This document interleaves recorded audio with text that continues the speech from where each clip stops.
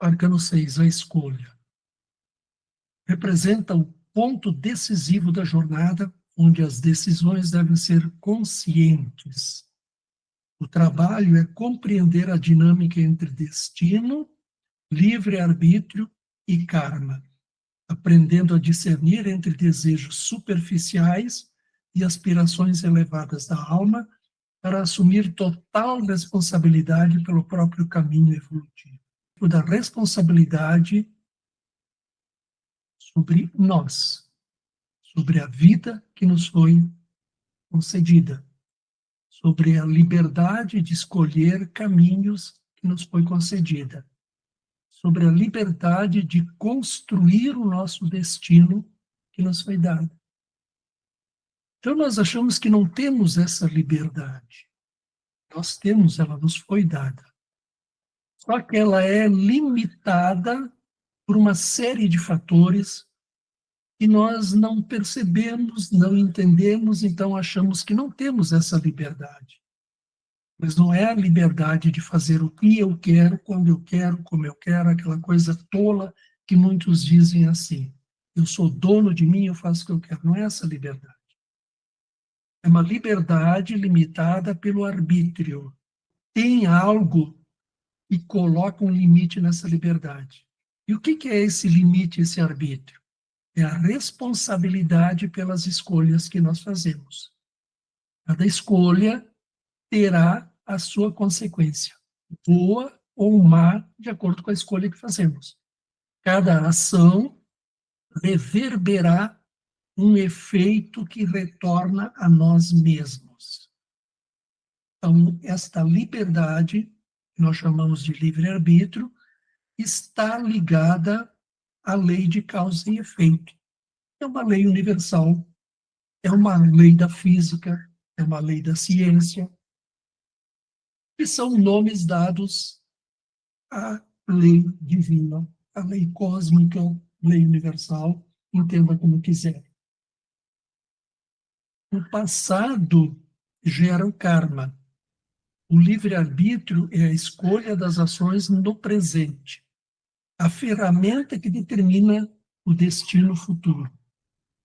O destino, por sua vez, é a lei inexorável agindo para nosso progresso espiritual, um mecanismo de ajuste que reconcilia passado e futuro. Agora. Então, todas as nossas escolhas neste momento, sejam elas quais forem, todas as nossas ações neste momento, sejam quais forem nossas atitudes, comportamentos, estão reverberando no palmilhamento do nosso destino daqui para frente, atrelado a esta lei de causa e efeito. Então, nós temos a liberdade de escolher, de agir como quisermos, evidentemente, nós temos essa liberdade, mas essa liberdade está atrelada à responsabilidade daquilo que nós geramos pelas nossas escolhas e pelas nossas ações. Então, o efeito vai retornar a nós. Ele vai beneficiar ou prejudicar aos outros, sendo no bem ou no mal, mas retornará inevitavelmente a nós mesmos. E é por isso que nós vivemos de uma maneira tão encrencada. Quem de nós não tem encrencas? Quem de nós não tem algum tipo de dor mental, emocional, de consciência, com repercussões, claro, no corpo físico? Quem de nós não carrega algum tipo de remorso? Quem de nós não carrega algum tipo de culpa, de vergonha, de medo, como sombras subjacentes à nossa personalidade que nos perturbam? Mas nós temos muita coisa boa também nesse histórico, em nossa história. O problema é que nós nos viciamos na maldade. sim, nós nos viciamos na maldade. O que que significa isso? Significa que nós temos uma predileção a olhar sempre primeiro para as coisas maléficas. Aquilo que nos causa medo e insegurança, porque isso está nas nossas memórias. O medo, a insegurança, a culpa estão registrados nas nossas memórias. São as consequências de nossas experiências passadas, que nos causaram dor, sofrimento, arrependimento, vergonha.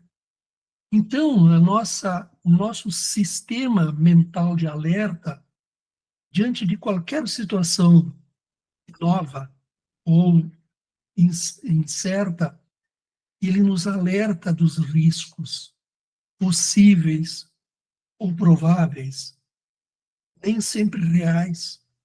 E esse alerta desencadeia reminiscências das nossas memórias, como se tivesse alguém lá no nosso subconsciente que dissesse assim: olha, você já passou por experiências semelhantes e o sofrimento foi grande. Então, nós tendemos a olhar primeiro para o lado negativo. É só nos observarmos. Às vezes, esse olhar ele é tão sutil que nós não percebemos e logo nós vamos para o lado positivo, mas ele vem sempre antes. Cada escolha pesa sobre nossa responsabilidade, tanto em nosso futuro quanto no da humanidade. Somos parte de uma consciência coletiva.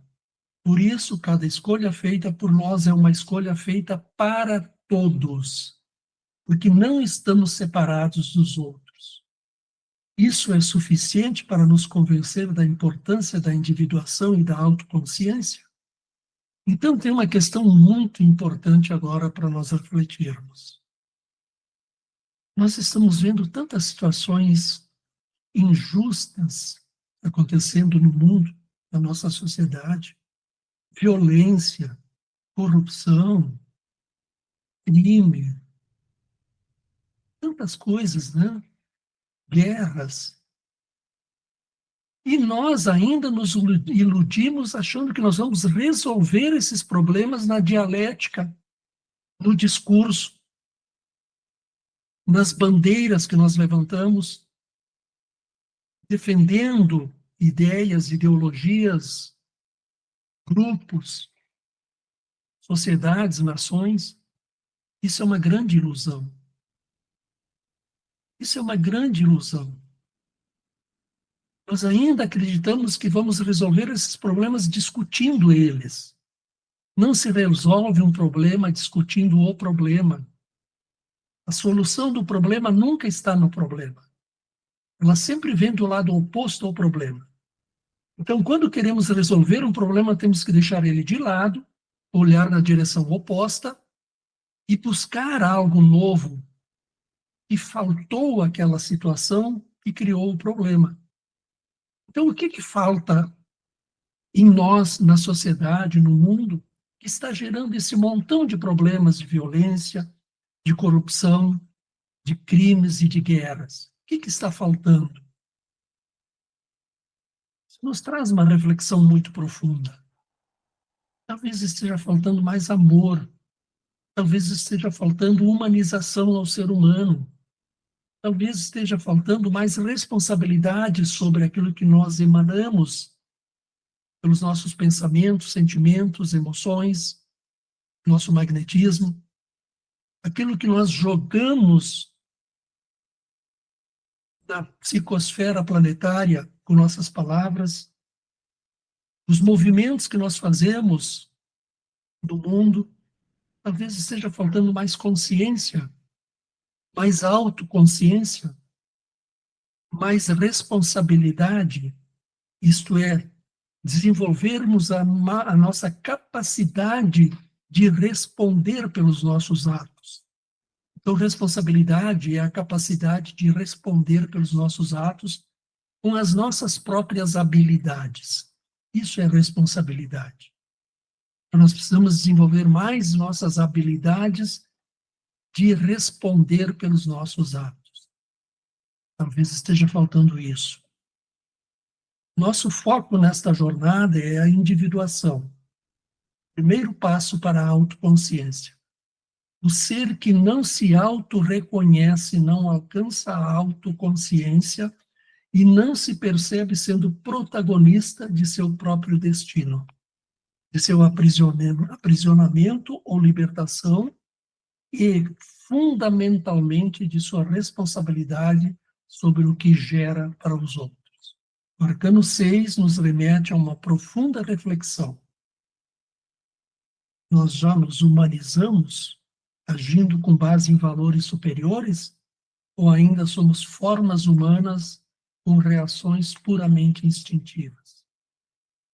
Quando nós reagimos a tudo isso que nós estamos vendo acontecer no mundo, quando nós reagimos a essa violência, a esses crimes, a essa corrupção, às guerras, quando nós reagimos, nós estamos retroalimentando o sistema que mantém tudo isso em funcionamento. Vocês já pararam para pensar nisso? Por que que nós retroalimentamos? Porque nós entramos na corrente, na mesma corrente. Se nós queremos mudar isso, precisamos mudar a nós mesmos. Não vai resolver dialogar se não resolvermos o conflito dentro de nós. Não vai resolver a dialética política se não resolvermos o problema dentro de nós. Não vai resolver nada lá fora se nós não resolvermos a nós mesmos. Não se combate o mal com o mal. Se vence o mal com o bem, com a outra face. Será que nós entendemos aquilo que o mestre nos falou? Quando alguém te bate uma face, ofereça a outra face. Nós pegamos tudo literalmente, como se fosse assim, se alguém te dá uma bofetada no rosto do lado direito, manda ele dar no lado esquerdo também. Não é isso. Isso é mal com o mal, é combater o mal com o mal. Dar a outra face significa, você recebeu um petardo de ódio, devolva uma flecha de amor. Você recebeu um espinho, ofereça uma flor. Você percebeu que há ódio numa pessoa, ofereça-lhe amor. Isso é dar a outra face. E para nós podermos fazer isso, nós temos que passar por uma profunda transformação interior. E este é o grande problema do ser humano. O grande problema do ser humano é olhar para dentro de si e transformar isso, transmutar esta essência contaminada por elementos nocivos que entraram nele, porque se deixou contaminar por ideias errôneas a respeito da vida, a respeito de consciência, a respeito mesmo de Deus.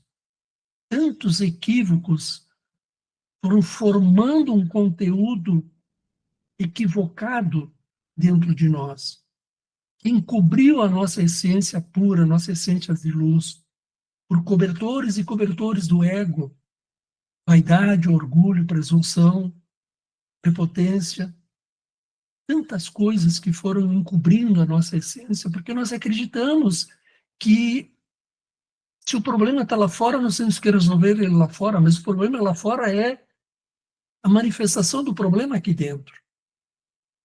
E nós continuamos acreditando nesse equívoco. E eu vou repetir, nós continuamos acreditando nesse equívoco, e é um equívoco. Então, quem se propõe a trilhar um caminho de autoconhecimento, de autoconsciência, de humanização e espiritualização, tem necessariamente que olhar para dentro de si.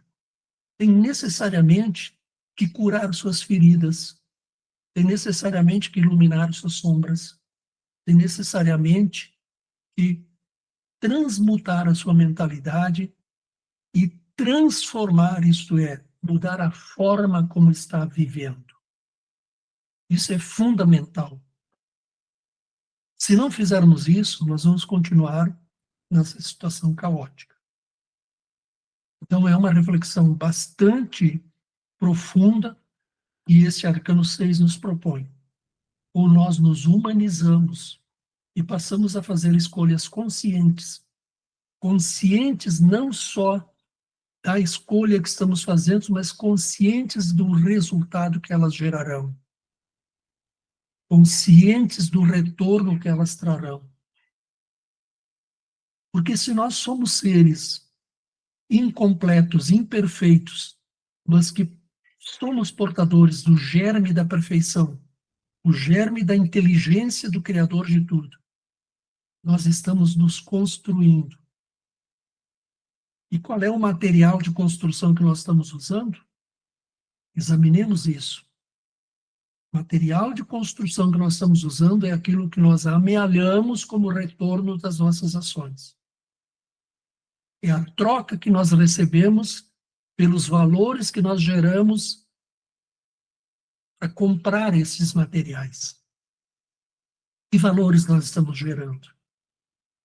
Que valores são esses? Cabe uma reflexão bastante profunda. Que conclusão vocês tiram dessa imagem? Imagina que você é aquele monge ali no centro, sereno, tranquilo, meditando. Será que nós podemos manter o equilíbrio, a harmonia interior, a paz interior, no meio desse caos todo onde nós estamos inseridos? No meio desse turbilhão de agitações, de ansiedades, de pressas, de cobranças, de exigências, de burocracias, de regras, dogmas, de todo esse emaranhado de confusões nos quais nós estamos metidos? Será que é possível manter a paz interior? Este é o grande desafio humano do nosso século. Este é o grande desafio. E eu me arrisco a responder essa pergunta para vocês. É possível. Eu respondo por mim, eu não respondo por vocês. É possível. Por quê? Será que eu alcancei esse estado de pacificação plena em 100%? Não, claro que não. Seria um hipócrita se dissesse isso para vocês. Mas dentro daquilo que eu já alcancei, eu posso dizer para vocês que sim, é possível. E que se você não buscar essa paz dentro de você, se você não se voltar para dentro de você e escolher atuar no mundo da tua vida interior, toda essa turbulência aqui da periferia vai fechar sobre você e vai entrar para dentro de você. Então você viverá num estado literalmente caótico. Veja que este monge que está no centro da figura, ele consegue manter esse turbilhão de uma certa maneira afastado de si. Ele consegue manter um campo limpo, neutro, entre ele e o turbilhão. Portanto, ele não está sendo afetado por esse turbilhão, porque ele está em paz. Se cada um de vocês conseguir isso aqui, e se nós conseguirmos 10% da população planetária nesse estado de paz, o que vocês acham que vai acontecer? A influência do bem é 100 vezes maior que a influência do mal. Eu estou usando uma comparação muito tímida ainda. A influência do bem é 100 vezes maior que a influência do mal. Uma pessoa pacificada vai influenciar possivelmente mais 10 pessoas, pelo menos. Então, olhem bem para essa imagem, não somente hoje, mas amanhã, depois, semana que vem, e reflitam muito sobre isso. Como é que eu estou no meio desse caos? Como que eu estou no meio dessa turbulência, desse caos da sociedade, da comunidade, da família? Por que não da família? Não tem conflito na sua família? As famílias realmente não têm nenhum tipo de conflito, por menor que seja. Somente as famílias formadas por espíritos já em elevado grau de evolução, de pacificação, não sempre vai ter algum tipo de atrito, algum tipo de desentendimento. é que você está nesse meio? Você consegue ser projetor de paz? Ou você ainda é um multiplicador da confusão? O desafio de deixarmos de ser multiplicadores do caos e sermos agentes da propagação do bem. Esse caos no mundo vai durar o tempo que nós quisermos que ele dure. E por enquanto nós estamos querendo que ele continue. Essa é a dura e cruel verdade. Quanto tempo as guerras vão continuar? Quanto tempo a violência vai continuar? Quanto tempo a corrupção vai continuar? E a minha resposta, ela é cruel, mas ela é verdadeira. O tempo que nós queremos que continue.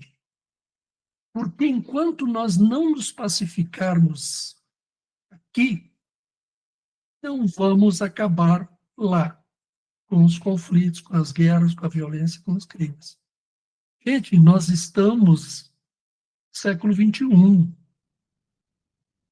com tecnologias avançadíssimas, com inteligência artificial, com física quântica chegando no limite da matéria, provando cientificamente, como nós gostamos de dizer, que somos nós que, eu não vou dizer criamos, porque tudo já está criado, nós que juntamos os elementos e organizamos as coisas como nós queremos, consciente ou inconscientemente. Isso é ciência e nós ainda não acreditamos, mas nós mencionamos sempre a física quântica. Gente, tudo isso que a física quântica, que essas tecnologias estão nos mostrando, tecnologias que já captam o nosso pensamento. Cuidado com o que você pensa diante do seu celular. Tudo isso já se sabia no Antigo Egito, na Índia, nas civilizações antigas que não tinham essas tecnologias. Está nos livros, está nos papiros. O que nós não entendemos ainda? Ou nós não queremos entender? Ou nós preferimos acreditar naquilo que estão nos contando, na história que estão nos contando, na mentira que estão nos contando? Então, por que nós não conseguimos nos resolver? Porque nós acreditamos na mentira em detrimento da verdade. Nós temos medo da verdade. Vocês leram atentamente o artigo que eu escrevi na semana passada, cujo título é E se for verdade? Um artigo simples, mas ele toca na ferida.